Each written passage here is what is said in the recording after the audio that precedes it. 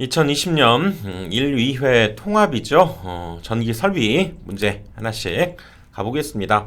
일단 KC를 당연히 적용해서 해설을 하고 있기 때문에 KC 개정으로 인해서 그렇죠? 삭제된 문제들은 이렇게 넘어가도록 하겠습니다.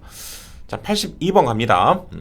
연료 전지 및 태양 전지 모듈의 절연 내력 시험을 하는 경우에 충전부와 대지 사이에 인가하는 시험 전압이 어떻게 되냐. 여기 연료 전지는 직류는 1.5배의 직류 전압을 써야 됩니다. 최대 사용 전압은 1.5배고요. 1배의 교류 전압을 쓰는데 여기에서는 연료 전지, 태양 전지일 때 1.5배라는 거 기억해야 되고요. 그래서 3번이 답입니다. 이것과 우리가 비교해서 생각해야 될 것은 연료 전지, 태양 전지 이게 아니라 우리가 전로와 기구 사이에 이런 절연 내력 시험을 한다 그럴 때 얘는 직류를 할 때는 2배가 됩니다. 요거 둘은 좀 구분을 해주셔야 되고요. 연료 전지일 때는 최대 사용 전압의 1.5배의 직류 전압이고요. 전로 기구일 때에는 2배라는 거 요거 주의해 주시고요. 답은 그래서 3번이 되겠습니다. 83번 저압 수상 전선로에 사용되는 전선은 자, 뭐 하나씩 기억하고 가야죠. 저압 수상 전선로에서는 보시면 클로로프렌 캡타이어 케이블입니다. 그리고 고압인 경우에는 그냥 캡타이어 케이블이고요. 우리가 수상 전선로에서 저압인 경우 다시 한번 클로로프렌 캡타이어 케이블, 고압일 때는 그냥 캡타이어 케이블이라고 하는 거 기억을 해봅시다.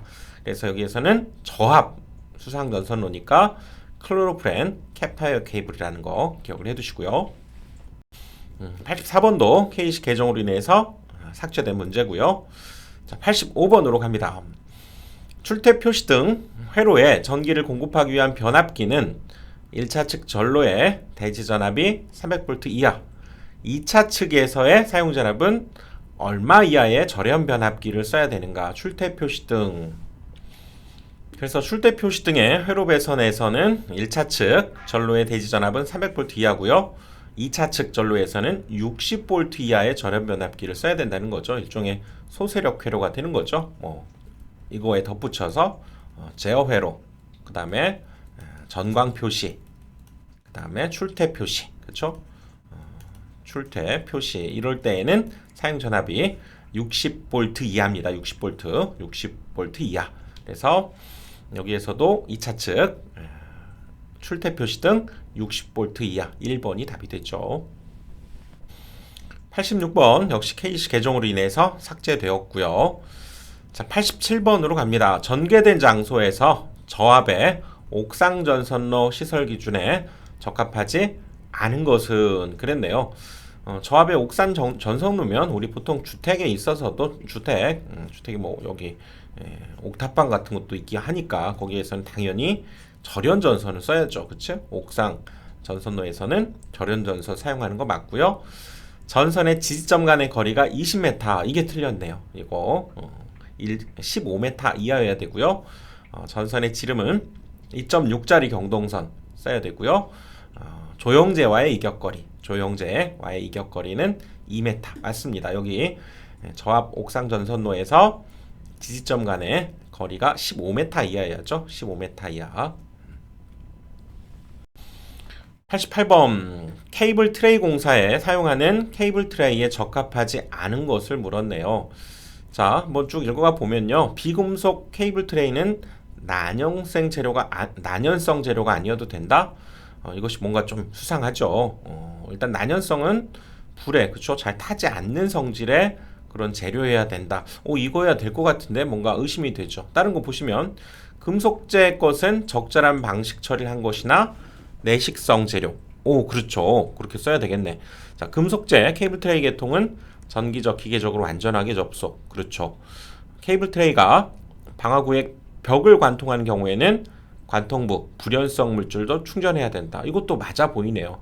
1번이 가장 좀 부적절하고 뭐 이걸 다 외운다기보다는 이렇게 해서도 문제를 우리가 찾아낼 수 있겠죠. 그래서 비금속재 케이블 트레이는 결론적으로는 난연성 재료를 써야 된다는 거죠. 이렇게 1번이 답이죠.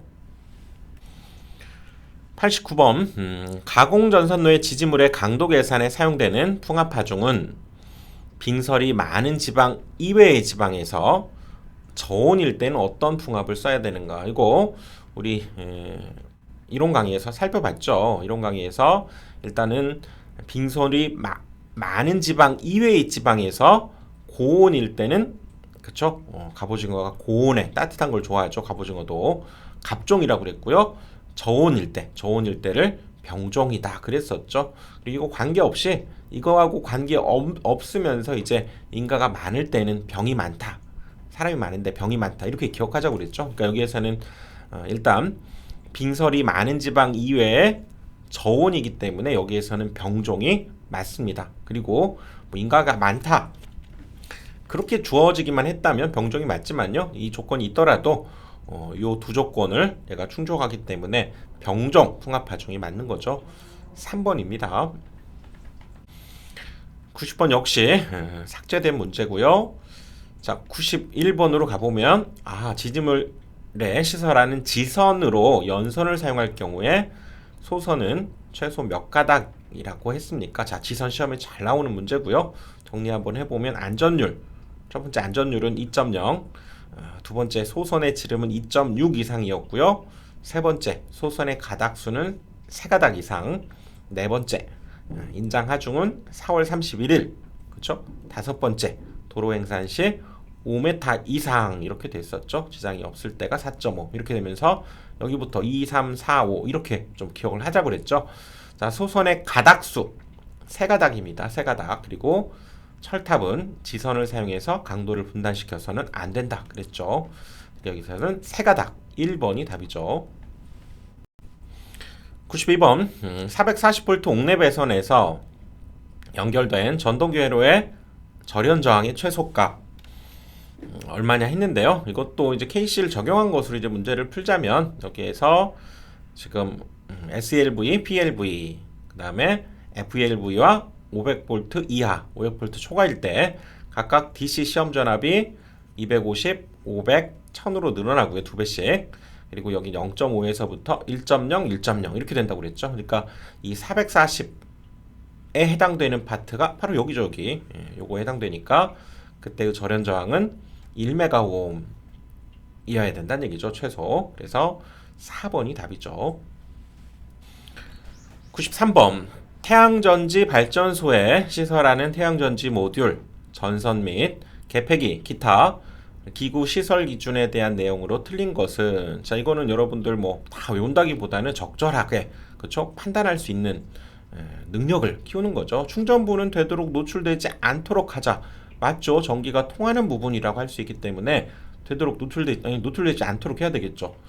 옥내에 시설하는 전선은 케이블 공사로 시설할 수 있다. 그렇죠. 태양전지 모듈 프레임은 지지물과 전기적으로 완전하게 접속한다. 뭐 틀릴 말이 있나요? 태양전지 모듈을 병렬로 접속하는 전류에는 과전류 차단기를 시설하지 않아도 된다? 과전류 차단기를 시설해야죠. 뭘 안 해도 된다. 이런 경우는 특히 과전류 차단기 이런 경우는 굉장히 중요한 거기 때문에 그런 경우는 거의 없죠. 그래서 4번이 답이 됩니다. 4번 틀린 거잖아요. 틀린 거. 94번 지중전선로를 직접 매설식에 의해서 시설할 때 중량물 압력을 받을 우려가 있는 장소에서 저압, 고압 지중전선로를 견고한 트라프 기타 방어물에 넣지 않고도 부설할 수 있는 것은, 그러니까 뭐 직접 매설식인 경우에 이렇게 어떤 방호물을 쓰기도 하고 안 쓰기도 하는데, 즉 안 쓰고도 이렇게 부설할 수 있는 케이블이 뭐냐 그 얘기죠.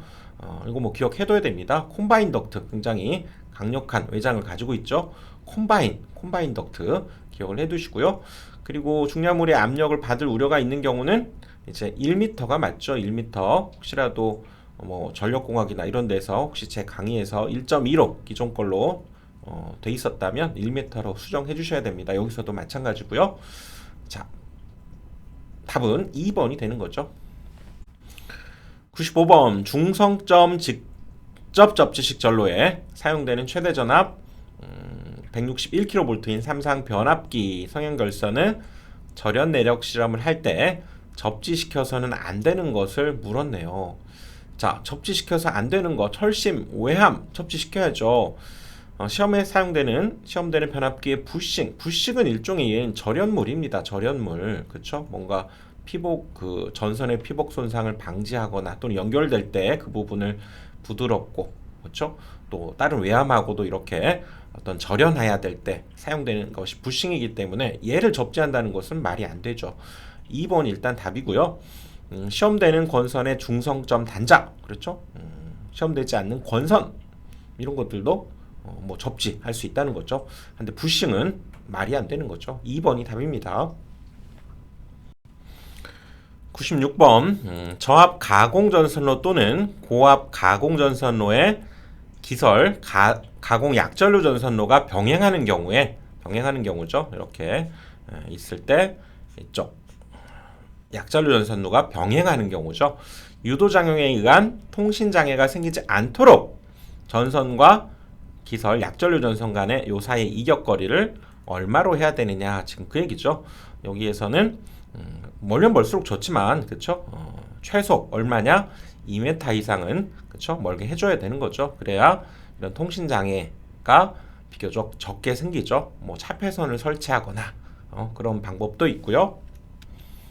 여기에서는 이제 거리를 물었기 때문에 이격거리는 2m 이상입니다. 기억을 해두셔야죠.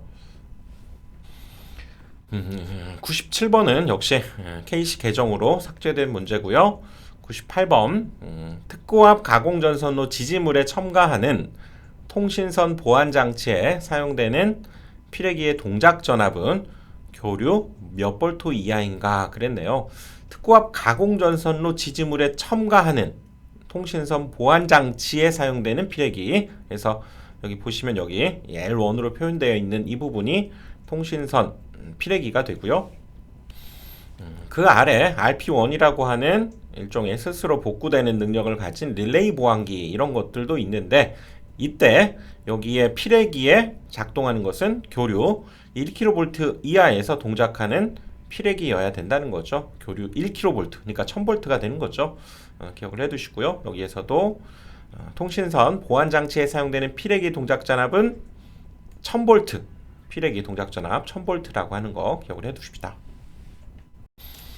99번 어느 유원지 어린이 놀이기구인 유희용 전차 여기에 전기를 공급하는 전로의 사용전압은 교류인 경우에는 얼마 이하여야 되는가. 자 일단 직류교류가 다른데요. 유희용 전차에 공급하는 사용전압은 직류인 경우에는 60V 교류인 경우에는 40V 그래서 여기 이렇게 외워볼까요? 직육 교류일 때는 4 이렇게 됐죠. 직육교사 이렇게 되네요. 직육교사. 그러고 보니까 어린이를 데리고 이렇게 그 유희용 전차를 태우러 간 교사가 직육교사란 얘기죠. 직육교사 이렇게 기억해 봅시다. 직육교사 교사 이것만 기억해도 되고요. 그래서 교류일 때는 40V 직류일 때는 60V 알겠죠? 이렇게 기억을 해봅시다. 유희용 전차를 어린이를 데리고 간 교사가 직육교사입니다. 직육교사. 자 100번 사용전압이 400V 이상인 저압가공전선을 시가지 외에 시설할 때 사용되는 경동선의 굵기 얼마냐 물었는데요. 자 한번 살펴봅시다. 우리 저압에서도 400V 이하 400V 초가 있었고요. 이하에서는 절연전선 기본 2.6의 경동선 절연전선 이외 나전선이죠. 3.2를 써야 되고 400V를 초과할 때는 지름이 5mm 시가지 외에서는 4mm 써도 된다는 얘기죠. 그리고 고압일 때는 여기 시가지에서 5mm와 동일한 5mm를 쓴다 그랬었죠. 여기에서는 지금 400V를 초과하고 시가지 외라고 했기 때문에 지름이 4mm 이상의 경동선 3번이 답이 되는 거죠. 자 이렇게 해서 100번까지 살펴봤고요. 또 다음 강의에서 뵙겠습니다.